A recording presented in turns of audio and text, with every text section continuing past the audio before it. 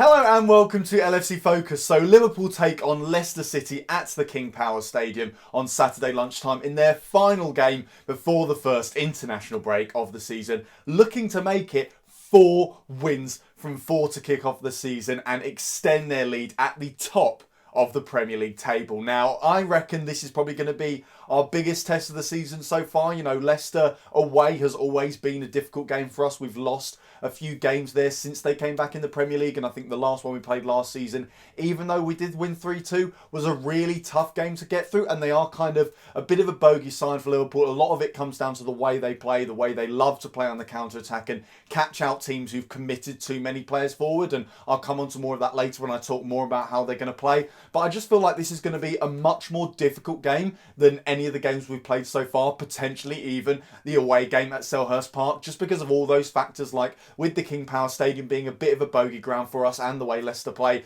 but also the fact it's a Saturday 12:30 kickoff, because I think it's fair to say that most of us hate that kickoff time. We know full well that the manager despises it. He knows and certainly thinks that 12:30 is just the wrong time to be playing football, and certainly away from home at a ground like that. It's the kind of thing that caused City to slip up last week, where they dropped 2 points. It was the same time slot, an away game at Wolves, a tough team who were going to hit them on the break. They dropped points, and we've just got to make sure that we don't fall into the same kind of trap, because the one bonus of playing at 12:30 on a Saturday is you have a chance to put points on the board before any of your rivals. And, you know, if we can pull essentially 5 points ahead of Man City before they play Newcastle at the Etihad on Saturday evening, obviously, you know, that is a game that they should be winning, but Newcastle will be defensive. And if they've got it in the back of their minds that they're already playing catch up with Liverpool, it could cause them to stumble and hopefully drop even more points. And of course, you know, we've got to consider Spurs and Chelsea as well. Both of them have got maximum points from their games so far, so they are still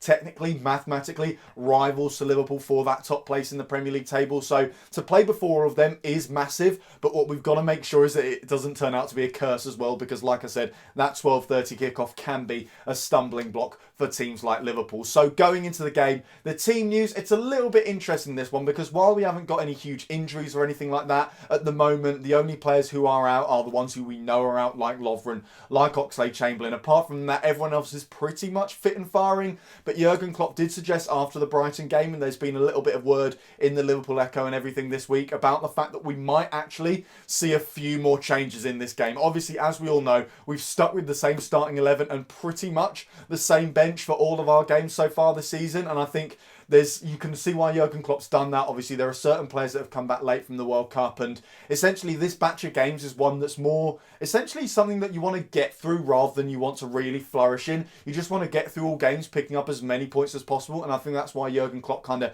settled on that team that he decided was going to be the best possible team he could put out to get the job done and get 3 points. And so far, it's done very, very well, but I think there were signs of not just fatigue, but also something slightly missing in terms of the tactical setup and the way that we pressed in that game against Brighton, you know. And a lot of that, I think, does come down to certain players being leggy. Milner was certainly one who looks like he could probably do with the rest now. And even though he had a fantastic game and other players had a fantastic game, I just think Jurgen Klopp should probably be looking to rotate ever so slightly in this game. And I also think we'll probably see a bit more use of squad depth in terms of slightly earlier substitutions and the kind of substitutions that we brought on to change the game. So having a look at what I think will be the starting 11 for this game, I think obviously it's going to be an Alisson in goal. Probably maybe not his biggest test, because obviously the one at Selhurst Park, he had to deal with aerial threat an awful lot. There are a lot of corners coming in and things like that, but we'll probably get more shots against him than in any of the previous games he's played in a Liverpool game in a Liverpool shirt so far. But obviously what we've seen so far, he seems perfectly comfortable having shots on his goal. He seems perfectly good at saving them as well. So fingers crossed we get another clean sheet from Alisson, because I mean, no goals conceded after 6 hours of football, 4 games into the season, would be absolutely phenomenal, and sends out a hell of a message to the rest of the league that not only are we a potent attacking force, but we are a horrible defence to play against as well. So hopefully a clean sheet for Alisson this weekend. In front of him, I think the back line does stay the same. You can obviously make shouts, I think, potentially for Moreno and Klein in this game, just because the fullbacks do look ever so slightly overworked, especially Trent Alexander-Arnold coming back so late with the World Cup and everything, and being quite a young player. I think we have asked an awful lot of him. However, I do think Jurgen Klopp will still persist assist with Alexander-Arnold and Robertson, and then in the middle you've got Joe Gomez and Virgil van Dijk, and then ahead of them, this is where I think we may see a little bit of rotation, because obviously the midfield is the engine room, it's where we get all of our energy, it's where we orchestrate the press and everything we play, and it's how we supply our attack and allow them to score so many goals. And I just think there was a little bit of legginess in the midfield at the weekend against Brighton. Obviously, Keita didn't really have his best game. Milner did start to look like he was tiring. I think Gini Wijnaldum was the only one who really maintained a similar level of performance all the way through the game, and that was, I think it's fair to say, a very high level of performance. He has certainly started the season very well, but I think in terms of the way we actually line up, I reckon we drop Milner out, and then I think we put Henderson in the number 6 role, push Gini a little bit further forward, and then have Naby Keita alongside him, just because I think Milner, at his age, it makes sense to just occasionally preserve him, give him a little bit of rest, and he'd still be a very good impact sub to bring on, whether it is in a defensive manner or an attacking manner. I think Gini Wijnaldum's played so well so far, and when Henderson has come on, he's looked pretty good when he's been pushed further forward and asked to do a little bit more in an attacking role, so I'd quite like to see Gini play in that kind of, not quite a number 8 role, because that's more what Naby Keita does, but further forward than the number 6 for a full game this time out. And then obviously Naby Keita's absolutely fantastic. And I think also with Henderson and Gini, you also allow yourself the opportunity, if Leicester are putting on too much pressure, if they're really sort of turning the screw and putting us under more pressure than we'd like to be under, then we can almost switch to having 2 defensive midfielders, because obviously now we know both Henderson and Gini Wijnaldum are more than capable of playing that role, and then that essentially also releases Keita to be a more active member of the attack and almost turn it into a front 4 that could play very, very potently on the counter-attack. And then obviously the front 3, I think, remains unchanged. I think you go with Salah, Firmino and Mane, but I would certainly not be surprised if, again, we use substitutions a lot more in this game, and more with a view to altering the game rather than just bringing players on late on to rest another few lads, because one thing that I think we've got to think about is the international break is coming up, and with the Brazilian players all being so far away, all 3 of our Brazilians have been called up, there is the possibility that Firmino will not actually be fully fit for the game against Spurs. So I think it makes sense to just experiment with either Sturridge or Shaqiri just a little bit to see whether it would make sense to leave Firmino on the bench in that game against Spurs and start one of Sturridge or Shaqiri, slightly alter our formation if necessary. It's possible we could play Salah down the middle, or even Sturridge down the middle, or even Shaqiri as a false 9 or something like that. But just experiment and tweak a little bit more, so that if Firmino is not available to start in that game against Spurs, we will have a tried and tested system that we've seen has been used in the Premier League and will hopefully have worked in the Premier League. So yeah, that is how I think Liverpool will line up. Although, like I said, expect to see plenty of subs. Expect to see Milner coming on at some point, hopefully Sturridge and Shaqiri as well, maybe even a tiny bit of Fabinho, but I think Jurgen Klopp will potentially wait until after the international break before he gives Fabinho a little bit of a go in the side. But yeah, moving on to have a look at Leicester, I think Vardy being suspended is obviously the biggest boost we've got going into this game, because like I said, they will look to play on the counter-attack, they will look to catch us out when we're pressed high up the pitch, and Vardy is very much the key component